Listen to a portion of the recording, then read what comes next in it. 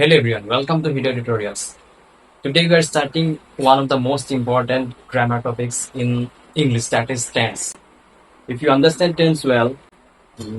your writing, speaking, narration, translation and voice change becomes much easier. So let's understand these topics from the basics. So তোমালোকৰ কিবা doubt থাকিলে তোমালোকে comment section জনাবা আৰু points বিলাক note down কৰি যাবা ঠিক আছে আমি টেন্সক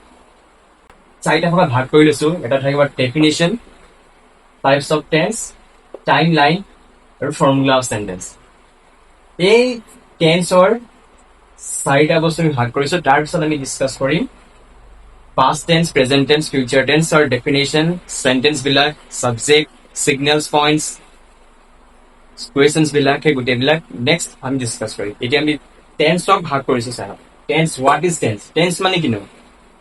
tense is the form of verb that shows the time of an action tense hoise কোনো এটা কাম কৰা কোনো এটা কাম কৰাৰ যি ভাৰ্ব থাকিব কামৰ কোনোটা যি ভাৰ্ব থাকিব সেই ভাৰ্বটোৰ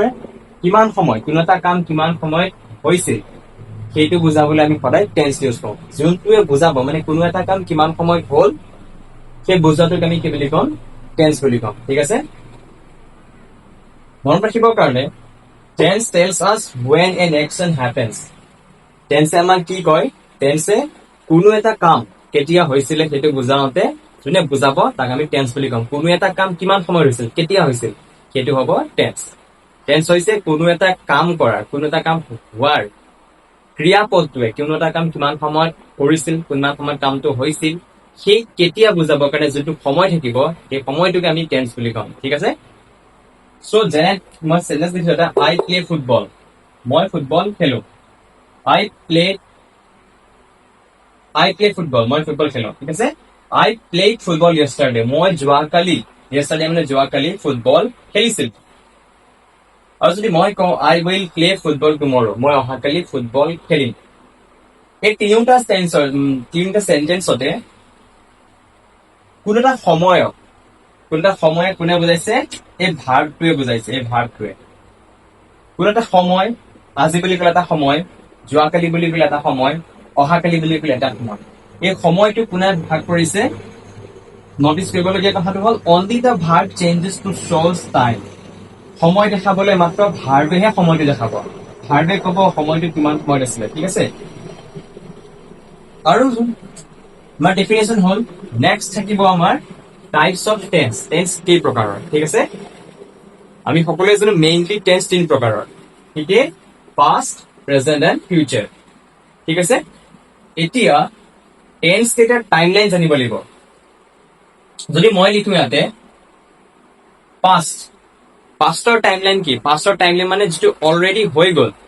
আমি লিখিবলৈ প্ৰেজেন্ট মানে নাও যদি মই প্ৰেজেন্ট মানে নাও যদি লিখো নাওৰ আগৰটো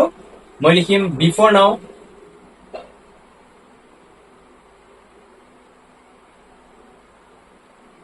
নাও কোনো এটা বৰ্তমান আগত হৈ যোৱাটো বুজাব হলে আমি সদায় পাষ্ট ইউজ কৰো ঠিক আছে আগত হৈ যোৱা সো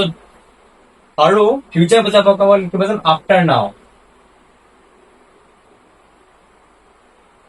যদি নাওটোৰ আগত যি হৈছিল আগত যি হৈ গৈছে সেইটো বুজাবৰ কাৰণে আমি কি কৰিম পাষ্ট টেন্স বৰ্তমানৰ পিছৰখিনি যিখিনি হ'ব সেইখিনি হ'ব ফিউচাৰ টেন্স ঠিক আছে সো এই তিনিটা টেন্সৰে চাৰিটা কৰা আকৌ এক্সট্ৰা ফৰ্মছ আছে ঠিক আছে সবৰ আমি পঢ়িলে জানো ফৰ্মছ কেইটা কি ফৰ্মছ আছিলে এটা ইনডিফিনিট বা আমি তাক সিম্পল বুলি কওঁ এটা হ'ল কন্টিনিউয়াস এটা হ'ব পারফেক্ট এটা হ'ব perfect continuous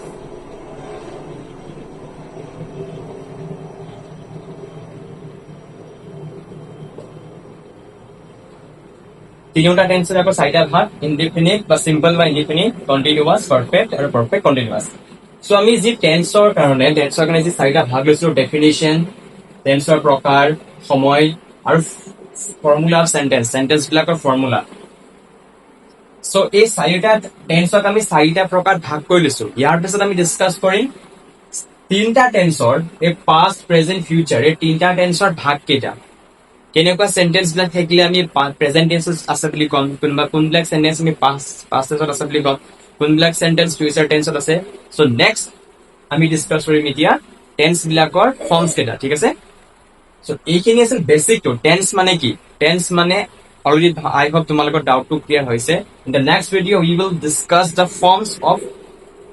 three types of tenses what so মই তোমালোক I hope তোমালোকৰ এইখিনি ডাউট টু ক্লিয়াৰ হৈছে টেন্স মানে কি টেন্স কাক কয় টেন্সৰ কেই প্ৰকাৰ থাকে টেন্সৰ সময়সীমা কি I hope তোমালোকৰ এইটো ডাউট ক্লিয়াৰ হৈছে